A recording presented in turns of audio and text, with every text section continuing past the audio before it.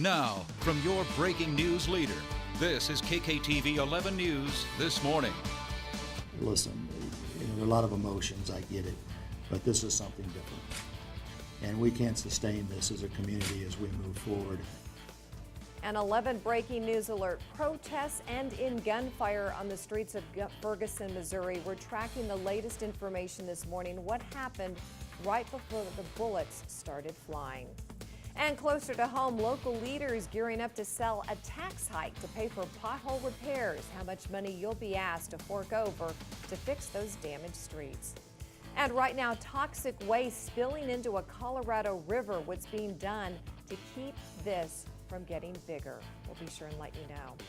And a sneak peek outside. This is I-25 in Circle. You see traffic moving smoothly here, but you also see the wet roads out there. We've got some rain in El Paso County. Thanks so much for joining us for 11 News This Morning. I'm Betty Sexton. David Nancaro has the day off. So let's check in with Christine with more. We're going to do that in just a second. I'm now being told we have an 11 breaking news alert we want to pass on to you. While you were sleeping, gunfire erupted on the streets of Ferguson, Missouri.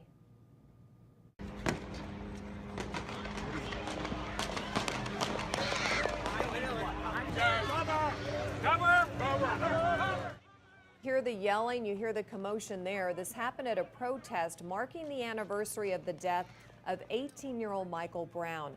According to police, a man approached some officers and opened fire. After a short chase, that man fired again. 4 officers then fired back. This morning, we're told the suspect is in critical condition. Police spoke to the media early this morning about that situation. There is a small group of people out there that are intent on making sure that we don't have peace that prevails. I don't know how else to say that, but that's just the bottom line on this, and that's unfortunate. Right now, we don't know who the shooter is. We'll be sure to keep you updated and pass on any new details just as soon as we get them. And we have an 11 breaking news alert. Right now, a crew on the way to a structure fire, a fire that broke out at Pine Creek Village Apartments on Chapman Drive in Colorado Springs. We're told it started in a garage. We'll be sure to pass on more information on that as well. And we are still tracking some lingering showers out there, Christine. Is it pretty centered in El Paso County? Thanks so much, James. Time is 5:04. Right now, police searching for someone who stabbed a man. We're told a 26-year-old man was stabbed several times in the stomach. This happened in the 5000 block of Nora Point outside of an apartment complex in Colorado Springs. The victim is reportedly in the hospital in critical condition. Police say they don't have any suspects, but if you have any information, you're asked to call them at 444-7000. Right now, 500 million gallons per minute of toxic waste spilling into the Elenes River. The Environmental Protection Agency raised those numbers from the initial spill from 1 to 3 million gallons. The EPA held a public meeting in Durango last night, talking to concerned residents. Environmental officials say so far no animals have died, but they're continuing to monitor wildlife and to test the water. The toxic water contains lead, arsenic, and other heavy metals. The spill happened on Wednesday when an EPA crew breached a debris dam. This is at the abandoned Gold King mine near Silverton. That wastewater has now flowed more than 100 miles south past Farmington, New Mexico. The magnitude of it you can't even describe it. It's like when I flew over the fires and you see something that your mind isn't ready or adjusted to see. Now, the town of Durango as well as La Plata County have been declared a state of local emergency, and that will allow easy access to emergency funding.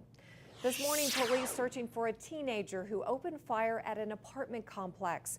Investigators say 2 shots were fired yesterday at the Mallard Meadow Apartments.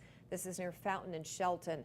They say it's possibly related to a family disturbance. Police looking for the teen who ran off. They say no one was hurt. We learned about this investigation by phone calls into our newsroom. Remember, if you see breaking news happening, call our newsroom anytime at the number there on your screen, 578-0000. And now an update for you this morning. The man accused of shooting and killing 2 adults and 6 young children is expected in court today. David Conley is charged with 3 counts of capital murder. This shooting happened yesterday morning near Houston, Texas. When police showed up at the home, Conley started shooting at them. After a tense standoff, officers arrested him. When they searched the home, they found the bodies. Police say they believe Conley had been in a rocky relationship with the mother, and they shared a 13-year-old son. The mother and the boy are both victims. Once again, a senseless tragedy has struck our community, leaving the residents of Harris County grief-stricken. Police say the attack happened at Conley's former home. They believe he may suffer from PTSD. We're working to find out how a fire started at a local business. It happened yesterday morning at Jay's Liquor north of downtown Colorado Springs. This is video viewer that shared on our Facebook page. Witnesses say the fire started in a dumpster and quickly spread, causing damage. The fire started around 2 a.m. Firefighters put out the flames quickly. Firefighters tell us no one was hurt. We spoke with some of those who live nearby. It's horrible because those are such nice young men. They're just trying to make a living. An employee says they have security cameras around the building. It's unclear if the fire was intentional or started accidentally. Republican presidential candidate Donald Trump continues dominating the political conversation. This time it's about how he treats women. The backlash comes after Trump criticized Fox News host Megyn Kelly, one of the moderators for the first primetime GOP debate last week. Trump defended himself yesterday against claims he's disrespectful to women. At the same time, he went after opponent Carly Fiorina on Twitter.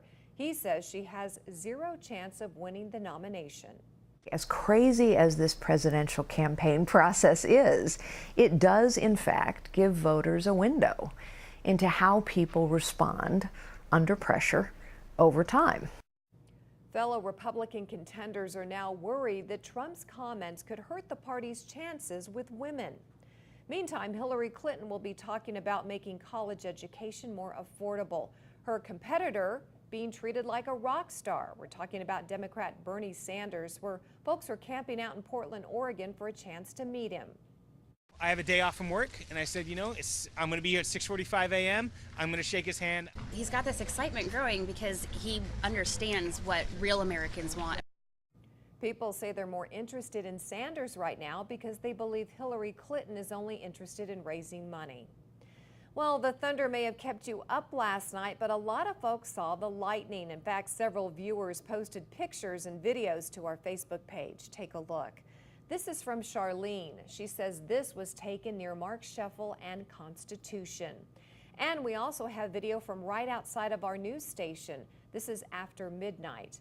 If you ever want to share any pictures or video, you can head over to our Facebook page or send us an email to news@kktv.com. Well, people are still fired up about a controversial clinic possibly coming to southern Colorado. Coming up on 11 News this morning, what council members plan at their meeting tonight.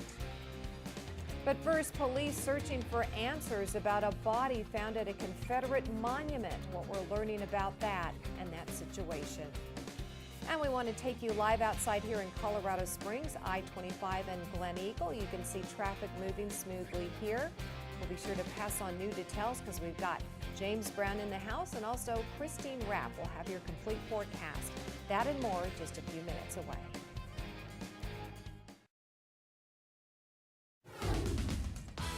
Welcome back. Time now 5:13. Thanks so much, James. Time is 5:16. Later today, a Southern Colorado mayor pushing his plan to fix the city's roads.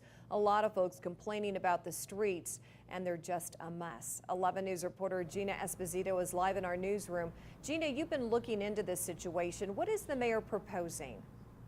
And Betty, Mayor John Suthers is proposing 2 ballot resolutions to City Council. One of those resolutions would be for over a 5-year period, a 0.62 sales tax. Now, if you add up the numbers, that's about $250 million to go towards fixing roads over that 5-year period. Now, as we all know, many of the roads across the city are just falling apart. You'll remember the mayor sent out a poll asking voters the best way to pay for repairs. The most popular decision was a sales tax increase. Last month, City Council approved a measure to add a resolution to the November ballot to approve the tax increase. Today, the mayor is presenting more details for the ballot question. We asked folks in Colorado Springs what they think about it. I would vote for paying for the extra tax dollars and fixing all those potholes. I think it's definitely worth it and definitely worth the investment. Now, Suthers will also ask City Council to retain about $2 million in excess taxes to go towards city parks and trail repairs.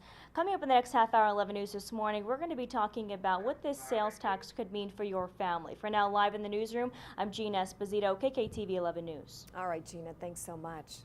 Well, right now, police are searching for answers after a body was found at a Confederate monument. Authorities say a man's body discovered in Pensacola, Florida on a park bench. This is in Lee Square. His identity has not been released. Those who live nearby say this is a safe area and nothing like this has happened before. An investigation is underway. Right now, drones getting in the way of firefighting. Coming up on 11 News this morning, what we're learning about those drones as well as problems they're causing for pilots. But first, people fired up about a controversial clinic that could come to Monument, Colorado, what council members plan to discuss at tonight's meeting. Remember, whenever breaking news happens, we send out a free text alert. You can sign up for those. Just text the word alerts to 89031. It's 5:19. We'll be right back.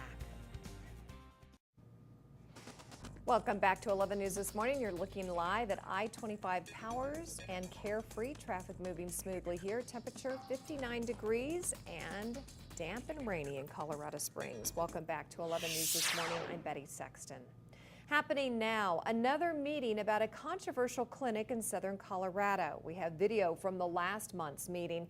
You can see it was a packed house. A lot of folks fired up about a proposed methadone clinic in Monument.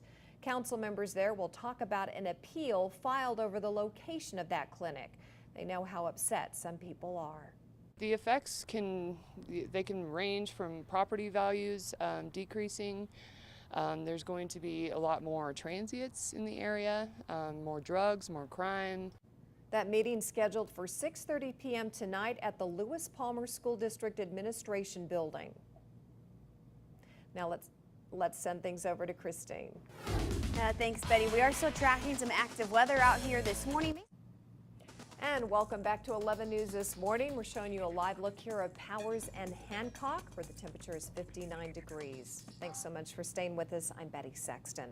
We have some new information this morning about drones. They're getting in the way of firefighting. The U.S. Forest Service says it believes during the past year, drones have interfered with aerial firefighting efforts 13 times. And there have been 11 cases since June. That's up from 4 fires last year and only scattered incidents. Firefighting agencies are now putting out public service announcements warning about the problem. Lawmakers also considering stiffer penalties for those who interfere with firefighting efforts.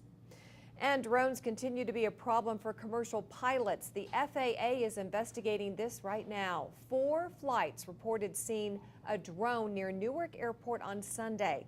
We're told the planes were about 3,000 feet high. The drones reportedly spotted near the approach path of a runway.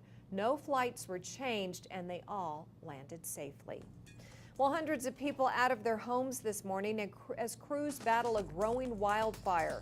Coming up on 11 News this morning, what we're learning about this fire that is burning thousands of acres. And we want to take you live outside here in Colorado Springs. Another look at Powers and Hancock, where you see the streets are pretty wet. We're going to check in with Christine Rapp in just a few minutes. She'll have your complete forecast coming up. And welcome back to 11 News this morning. Happy Monday to you. We've got humid and rainy conditions. And we start our Monday morning taking a look around mainly cloudy and dry day. Or will it be cloudy and dry? That doesn't make sense, Christine. It will be cloudy. Thanks so much, James. Time now is 5:32. Later today, our local mayor asking city council members to approve a new resolution to fix our city's streets.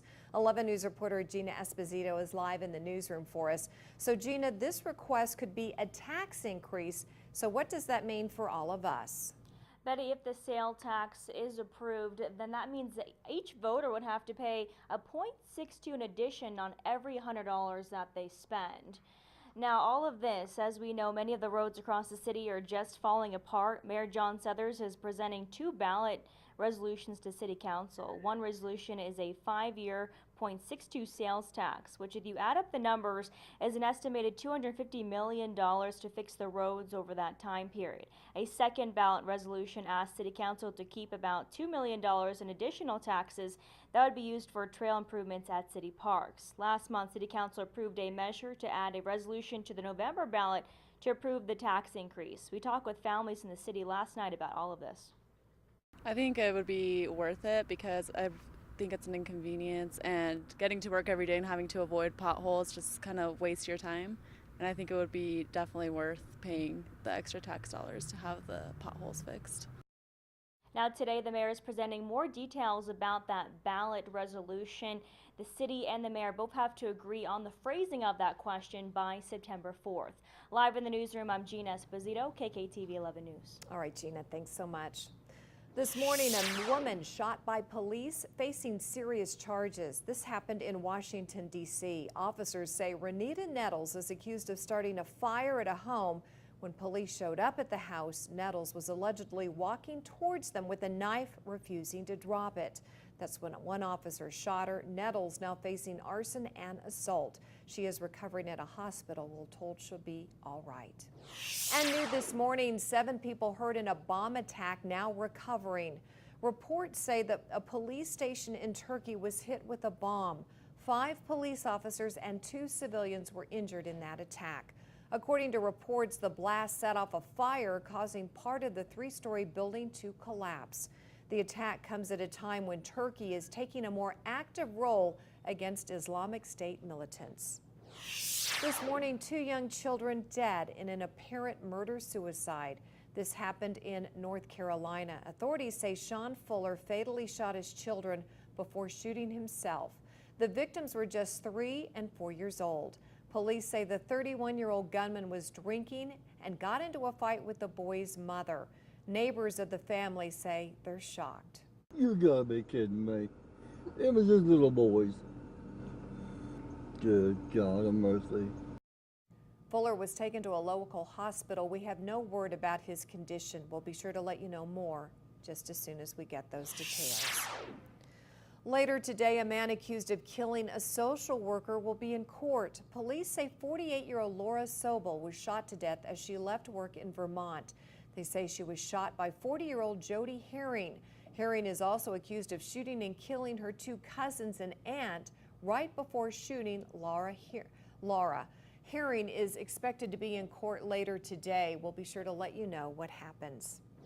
And later today, crews returning to a McDonald's restaurant where a live grenade was found. It happened over the weekend in Maryland outside of Baltimore.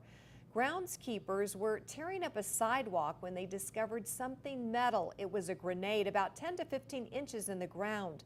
A bomb tech took an X-ray and determined it was still live, with the pin intact. It's believed to be from World War II. Today, officials will return with metal detectors looking for other devices. Right now, 7 people, including 2 small children, recovering from a hit-and-run crash. Coming up on 11 News this morning, what we're learning about that crash. First, hundreds of people out of their homes as crews continue to battle a growing wildfire. What we're learning about it. And we want to take you alive outside. This is in Colorado Springs off of Woodman Road. You see here traffic moving smoothly, and it is picking up. We're going to check in with Christine Rapp on your kind of wet, humid forecast. She'll be right back with your local forecast. Don't go away.